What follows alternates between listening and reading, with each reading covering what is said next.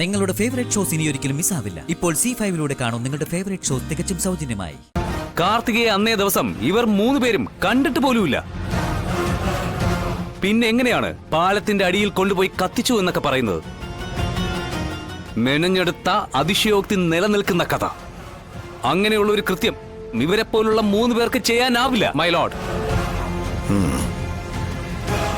ഒരു കാര്യം കൂടി ചോദിച്ചുകൊണ്ട് ഞാൻ എന്റെ വിസ്താരം അവസാനിപ്പിക്കുകയാണ് യുവർ ഓണർ. എന്റെ കക്ഷി പണം തന്നു എന്ന് പറഞ്ഞല്ലോ. നിങ്ങൾക്ക് എങ്ങനെയാണ് പണം തന്നത്? നേരിട്ടാണ് തന്നത്. എത്ര രൂപ തന്നു? 50,000 രൂപ. നിങ്ങൾക്ക് എന്താ ഓൺലൈൻ ട്രാൻസാക്ഷൻ ഒന്നും ഇല്ലേ? അല്ല, ഈ ഡിജിറ്റൽ യുഗത്തിൽ പണം സംബന്ധിച്ചുള്ള ഇടപാടുകളെല്ലാം ഓൺലൈൻ വഴിയാണല്ലോ നടക്കുന്നത്. അതല്ലേ കുറച്ചുകൂടി സേഫ്? ഇല്ല, ഞങ്ങൾക്ക് 3 പേർക്കും ഇല്ല. ആ ശരി, കഴിഞ്ഞു. That's all my Lord. ഇതിൽ നിന്ന് എന്നെ ഇവർ ഈ പറയുന്നത് മുഴുവൻ കള്ളമാണെന്ന് ബഹുമാനപ്പെട്ട കോടതിക്ക് ബോധ്യമാവുകയാണ്.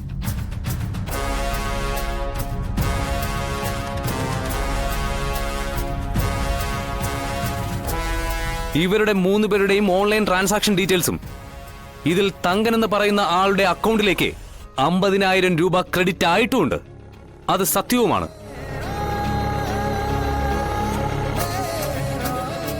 പക്ഷേ അത് അയച്ചിരിക്കുന്നത് PW 8ാം സാക്ഷിയായിട്ടുള്ള മധുശ്രീയുടെ അക്കൗണ്ടിൽ നിന്നാണ്.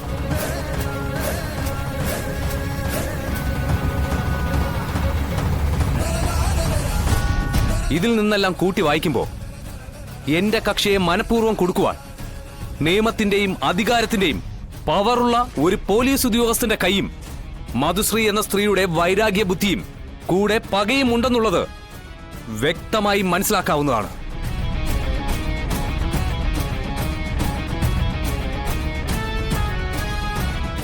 പിന്നെ കൊലപാതകം നടക്കുന്ന സമയത്ത് എന്റെ കക്ഷി വിഷ്ണു കല്യാണ മണ്ഡപത്തിലായിരുന്നു എന്ന് തെളിയിക്കാൻ മണ്ഡപത്തിലെ CCTV ദൃശ്യങ്ങൾ ഹാജരാക്കാവുന്നതാണ്. Objection your honour. ഈ പറഞ്ഞതെല്ലാം കെട്ടുകഥയാണെങ്കിൽ നെട്ടൂർ പാലത്തിന് താഴെ കണ്ട കത്തിക്കരിഞ്ഞ ബോഡി ആരുടേതാണെന്ന് പ്രതിഭാഗം വക്കീൽ പറഞ്ഞു തരേണ്ടി വരും. അത് കാർത്തികയുടേതല്ലെന്നും കാർത്തിക ജീവിച്ചിരിപ്പുണ്ടെന്ന് തെളിയിക്കാനും എനിക്ക് ബഹുമാനപ്പെട്ട കോടതി 15 ദിവസത്തെ സാവകാശം തരണമെന്നും ഞാൻ താഴ്മയായിട്ട് അപേക്ഷിക്കുകയാണ്.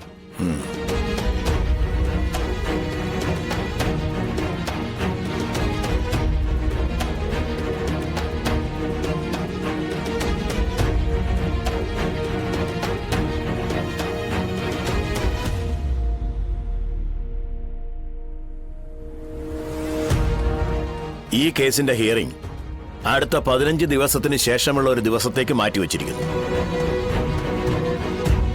തീയതി പിന്നീട് അറിയിക്കുന്നതാണ്.